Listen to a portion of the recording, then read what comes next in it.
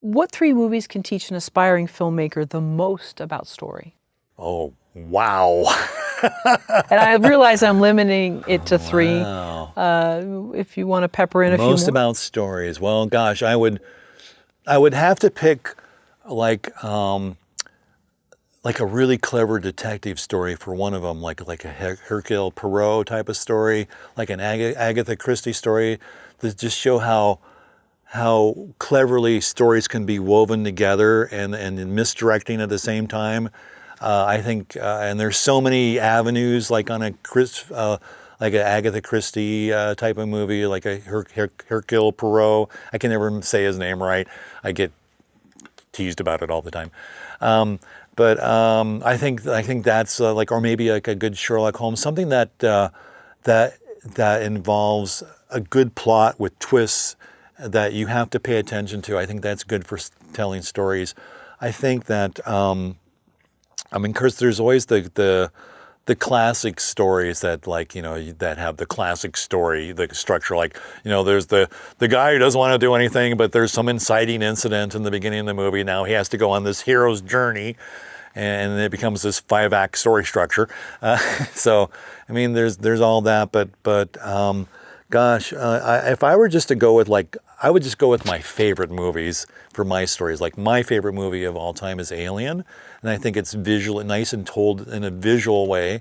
I think that you don't necessarily need to tell a story with words. You can show it, don't say it. That's why WALL-E is genius, and also why this Wild Robot kind of hits the marks there too, because it's all being shown to you and not being said, it's shown in visual exposition, and I kind of enjoy that in a movie. And then my follow-up was the most about visual effects. Most about visual effects. Yeah. Wow. I would definitely, for visual effects, because they run in, like, for me, they run in like two gamuts. I would tell everybody to go watch The Hobbit and the Lord of the Rings movies, to look at some of those visual effects and how they create, like, sort of real world visual effects, and how they did that.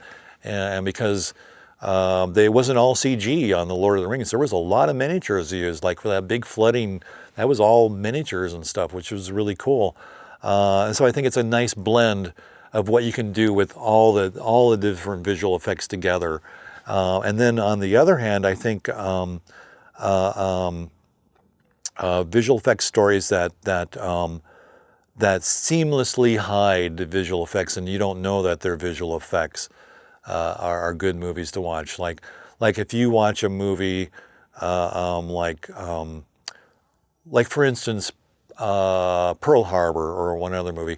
There's so many. They made Pearl Harbor look like it was 50 years ago, and nobody knows that most of those shots are heavily matte painted, and that there's maybe just the area that the soldiers are standing on is the only actual thing, but the rest of the stuff is all a matte painting, but no one realizes it, and they do really clever things like there's this one scene where, like, there's this group of people talking in the background. There's this building that was there during the actual time, but the building's completely different paint job, has different decals on it. So they filmed the building, then they just gave it a new texture and a new decal on it, and no one's like, they just go building, okay, and it's so seamless, and those are the best ones. And it's funny because I have a student that's all he wants to do is what he calls seamless effects. So, like, on his thesis, he goes out and he shot the street, and then you see now in the corner, now there's a mailbox, a U.S. commercial mailbox, and it looks like it belongs there. And you look at it and you go, yeah, okay, it's just a shot. No one would ever know that mailbox is fake. So, and I like seamless effects like that as well. So, what about something like Labyrinth? Labyrinth, yeah. I could go gosh golly about Labyrinth, just with the guy who juggles the crystal balls all day long. That was so amazing. And did you watch the behind the scenes of Labyrinth? The guy, David Bowie has these, like, three, and he's, like, constantly rotating them. And the guy that's doing them, he's like crouched down under like this, doing them like that, without even looking, and like, that's talent. But I love that. I love, one of the things I liked about Labyrinth was a technical thing from a puppeteer's point of view, that no one will ever notice unless you worked in the industry and you knew those people and they were puppeteers. But the Labyrinth was one of the first times, to my knowledge, that they built modular monsters.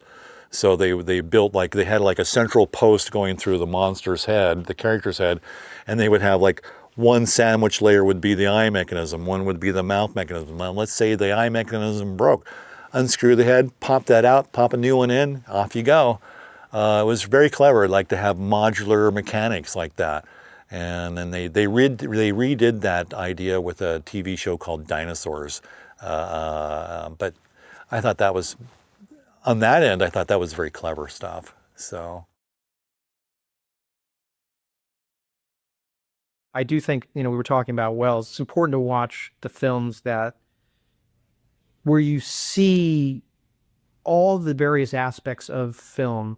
Again, cinematography, staging of actors, editing, sound, music, where all of these things are sort of firing on all cylinders. I mean, that's the most practical way. Rather, if you look at, if you watch movies all the time, then of course you can focus on certain movies that are like more performance based. Like if you're interested in performance and how to create naturalistic, almost documentary style performance, then you could look like, you don't have to look any farther than someone like Mike Leigh and look at Mike Leigh's films, which again, a lot of them are visually beautiful, but they're all about like capturing real moments between people. But if you want to understand all the components of film, then you have to study people who master all of these areas. So there are a handful of people who are like, there's a ton of them, but, obviously Alfred Hitchcock comes to mind right away, because this was, again, somebody who had complete command over the medium. This wasn't an actor's director. This wasn't a visual director only like Michael Bay. This was someone who knew how to use everything. So to watch, I tell my students this, watch Alfred Hitchcock from like when he was making films in England, like even you can start with the silent films, but even if you start with something like, like The Lady Vanishes or The 39 Steps, which are just as funny and interesting and visually stunning as anything, he made later, or any recent films for that matter. If you watch all of Hitchcock, you'll be a better filmmaker.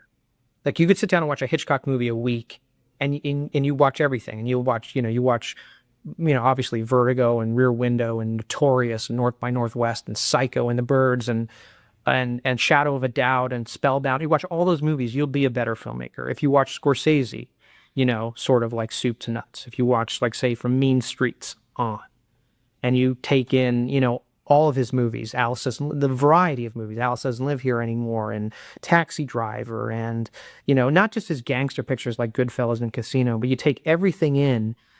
You learn from somebody who cares about everything that's going on in the frame, picture and sound, everything. I think those two, I think Scorsese and Hitchcock, if you're coming in like cold, is a great place to start. And then you can start to realize, then you start to see that, there's a huge gamut. There's so many filmmakers, you can start anywhere. You can start with Bergman, you can start with Ford, but I think those two, I think that's the place to really start to get a grasp of, that's where you become really aware of camera and camera movement and atmosphere and blocking and composition, because they're all couched in very entertaining pieces of cinema. And they're not so much calling attention to themselves, but they're not, and Wells for that matter. It's not subtle filmmaking. It's very dynamic filmmaking, and that's like a way of learning when you first see like the bold strokes, and then once you recognize those things and how effective they are, then you can start to examine subtler filmmakers, and you can start to recognize those same techniques being applied in a much more unobtrusive way, for that matter. I think it's crazy. It's a difficult question because you want to include everybody, and I would say Kurosawa. Okay, all right, I would say Hitchcock, Scorsese, Kurosawa. Watch all those. Be a better filmmaker. Thank you for watching the video all the way to the end. Here is a complimentary question from our book Story Questions.